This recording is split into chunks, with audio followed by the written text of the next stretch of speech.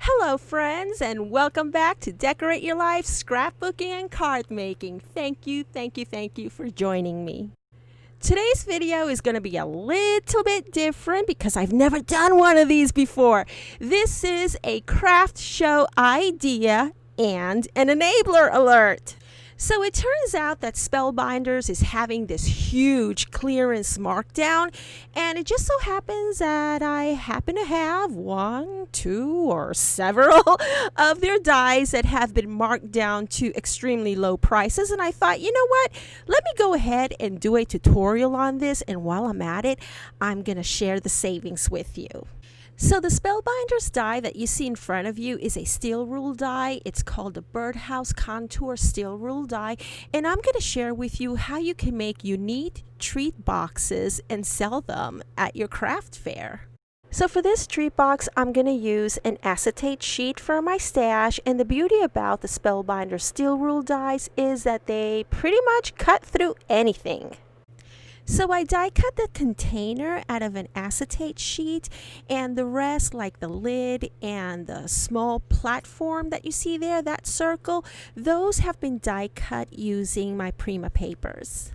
And what you're seeing me do there is I'm just folding over these little tabs that it cuts so that I can glue my container onto the base.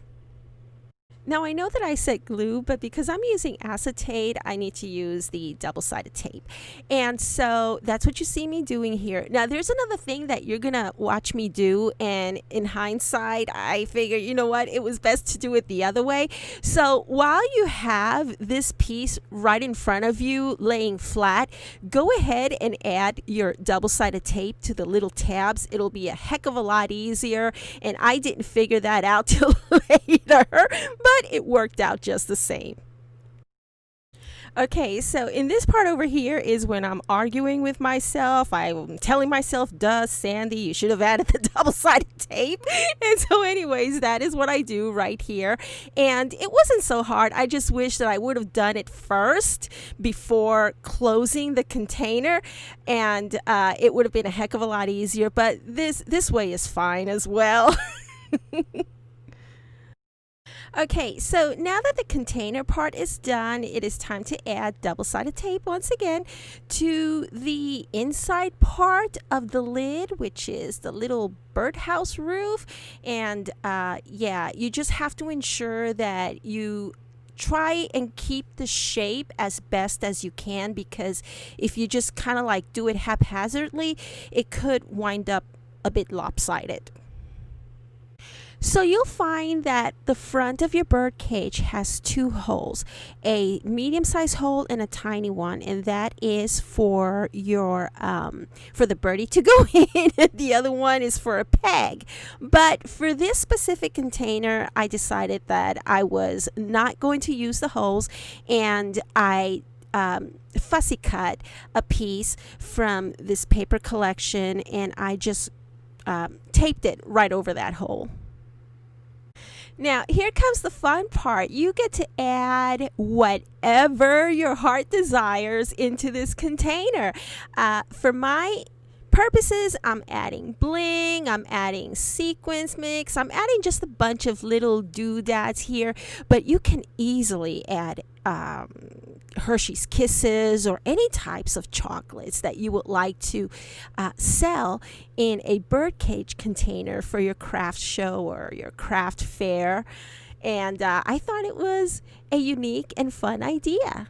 So of course I thought it would be a great idea to include some sequins mix, and of course I have to drop some while doing this, and they're sticking to me instead of the container, so yeah. And of course, bling is always nice, so I decided to add a few pieces of bling to this container. And yeah, it's gonna go to one special crafty friend, and you see me make a mess out of everything once again. I'm just kidding. But no, yeah, you can pretty much put candies and whatever it is that you wish to put in there. Okay, so now I'm ready to close my birdhouse, and what you see me do here is add some wet adhesive.